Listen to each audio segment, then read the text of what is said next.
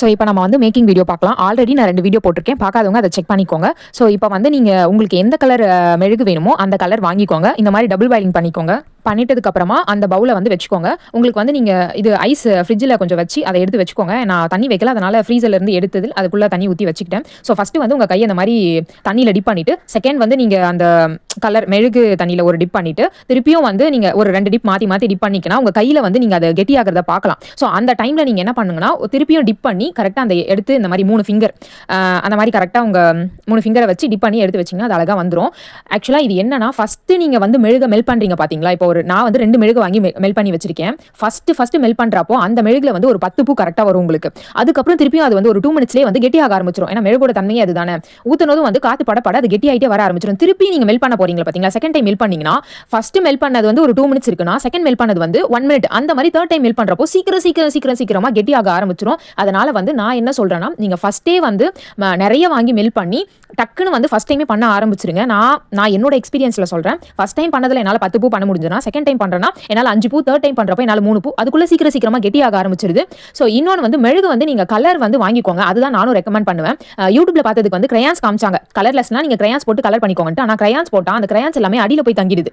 So அப்ப வந்து மேலோட்டமா இருக்கிற அந்த மெழுகு தண்ணியில வந்து உங்களுக்கு சேம் கலரே தான் வருது. நான் ரெட் கலர் கிரையான் போட்டு ட்ரை பண்ணேன். ஆனா எனக்கு அந்த அளவுக்கு வரல. கடைசியில அந்த அடியில தங்கினது வரைக்கும் வந்து அதுக்கு மட்டும் தான் ஒரு 2 பூ வந்துச்சு.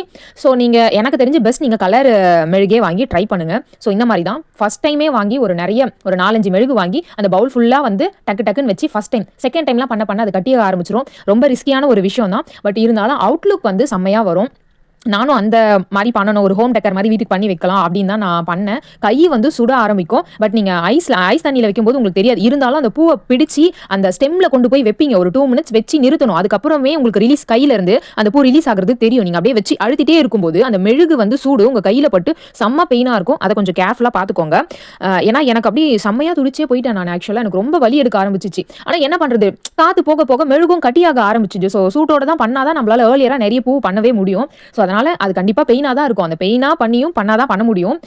நீங்க வந்து ஐஸ் வாட்டர்ல கொஞ்சம் பொறுத்துக்கோங்க. எனக்கு வந்து ஃபர்ஸ்ட் டைம் நான் ஒரு 10 பூ பண்ணப்பவே எனக்கு அந்த பெயின் வலிச்சு அதுக்கப்புறம் எனக்கு நிஜமாலே பெயினே தெரியலங்க. அந்த அளவுக்கு வந்து பெயினா இருந்துச்சு. அதுக்கப்புறம் எப்படி சொல்றது, பெயினா இருந்துமே எனக்கு தெரியல. ஆல்ரெடி நான் பழகிட்டதுனால. ஸோ அதனால வந்து இது கொஞ்சம் கஷ்டமான விஷயமா தான் இருக்கும். ஆனா பண்ண உங்களுக்கு வந்து கொஞ்சம் பார்த்து பண்ணிக்கோங்க. செகண்ட் டைம் வந்து நான் ரெட் கலர் போட்டு எடுத்துட்டு வந்திருக்கேன். அப்பவுமே எனக்கு வரல. ஆனா அந்த கிரையான்ஸ் வந்து அடியிலே தங்கிருச்சு. வீடியோல வந்து நல்லா செம்மையா காட்டுறாங்க. நம்ம பாக்குறதுக்கு வந்து ஒரு பூ வச்சுட்டு பார்த்தா ஃபுல் பூவும் வைக்கிற மாதிரி காமிப்பாங்க. காமிக்கிற எதையுமே ஈஸின்னு மட்டும் நினைக்காதீங்க. அது ஈஸியே கிடையாது, ரொம்ப கஷ்டம். ஆனா கஷ்டத்தை மட்டும் ஏன் எல்லாரும் சொல்ல மாட்டேன்றாங்கன்னு எனக்கே தெரியல. எனிவே இந்த மாதிரி ஆர்ட் அண்ட் கிராஃப்ட் பத்தின அப்டேட்க்கு என்னோட பேஜை ஃபாலோ பண்ணிக்கோங்க. மறக்காம உங்க ஃப்ரெண்ட்ஸ்க்கு ஷேர் பண்ணுங்க. தேங்க்யூ.